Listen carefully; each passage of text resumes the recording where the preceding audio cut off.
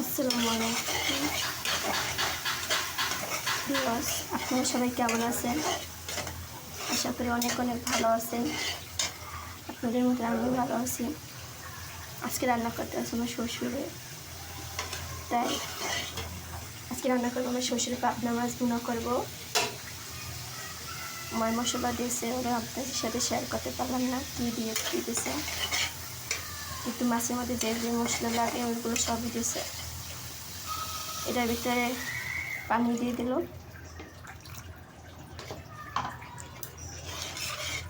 পানিটা একটু গরম হয়ে আসবে, তখন একটু করবো, মাছগুলো ছেড়ে দেব।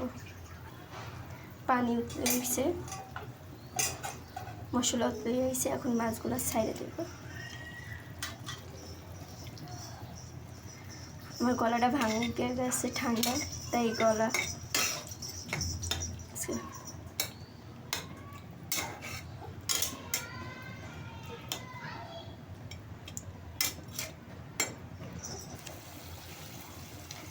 বাবা আপনার রান্না শেষ? হ্যাঁ। ও এনুড়ি হেলাইবেন। বেশ ভালো হয়েছে চেহারা। দেখতে সুন্দর, অনেকটা নমনীয় হয়েছে। কি চড়াইবেন? আম করলা দিব। করলা চড়াইবেন? এই যে আম তেল দিলাম একটু, চামচ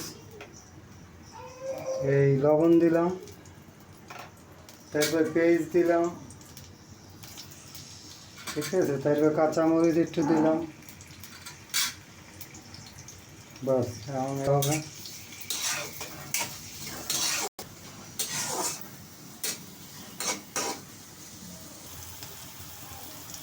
পেঁয়াজ ভাজা শেষ, একটু হলুদ দিয়ে দিলাম, হলুদ দিয়ে নাড়াচাড়া দিলাম, তারপর করলা দেখি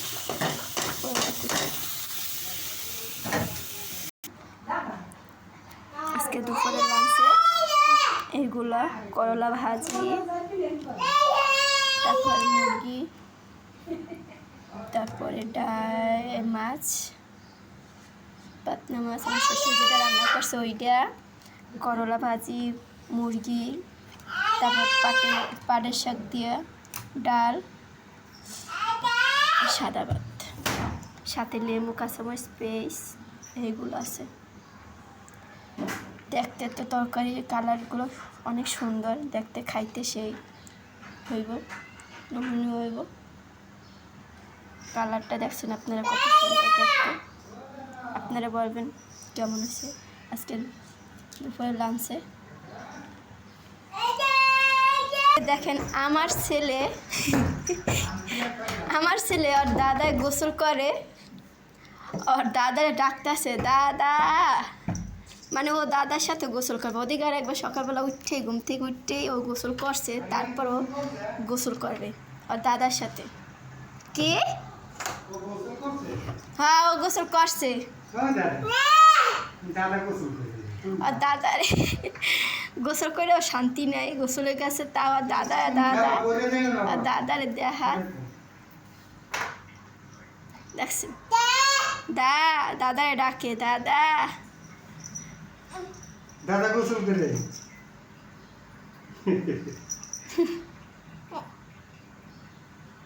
তুমি দেখো দাদা গোসল করে। টুকাইতেছ দাদারে। হ্যাঁ দাদা গোসল, আমি গোসল করি।